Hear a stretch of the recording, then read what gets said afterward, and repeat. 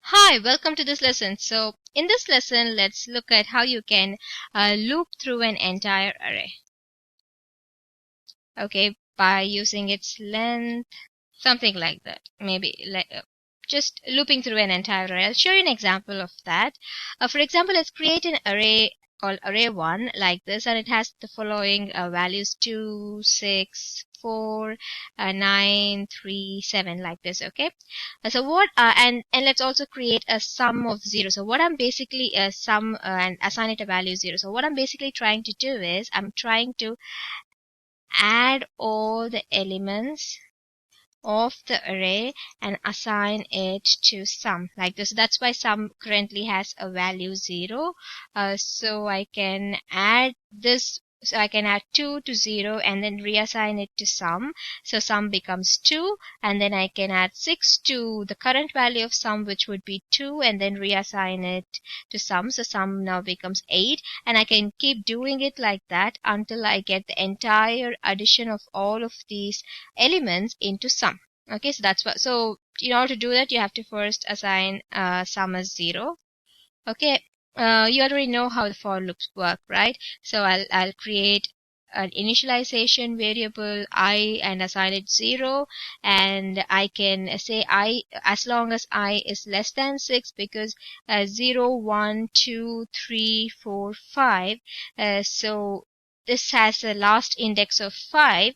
So if it starts with 0, I can say I is less than 6. That is, I is less than the length of the array.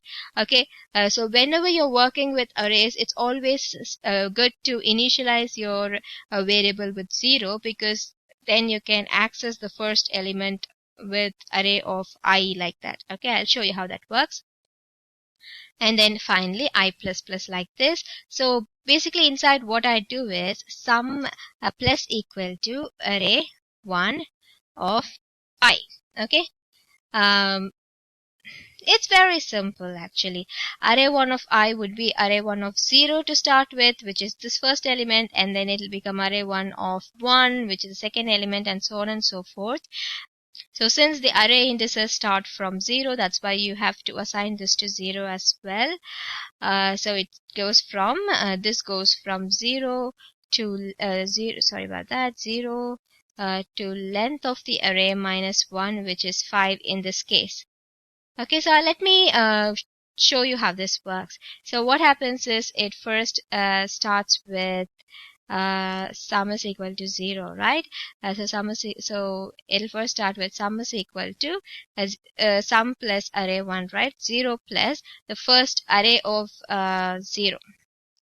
Array of 0, which is 0 plus 2, which will be 2. Okay, now some value would be 2.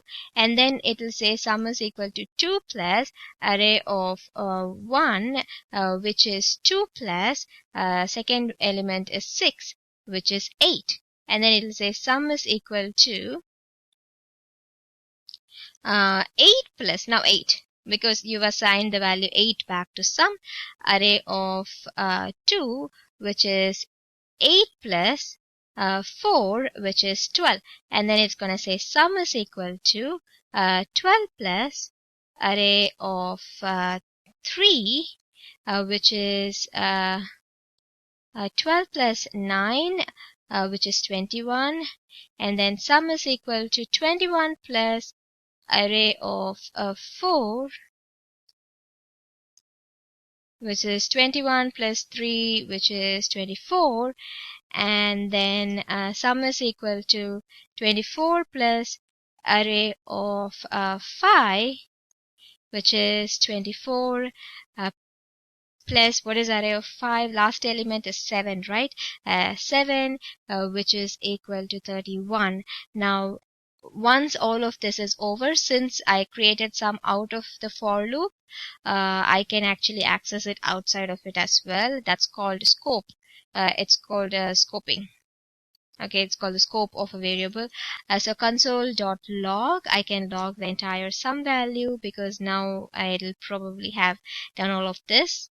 After that I will become 6 and then out of the loop. Okay. So if I look at the console.log value now, see, I've gotten a 31. So that's how that works. So you can do things like this. So you can loop through an entire array like this. All right. So that's one thing I wanted to talk to you about, looping through an entire array. So that's it for this particular lesson. I'll see you in the next one. Thank you.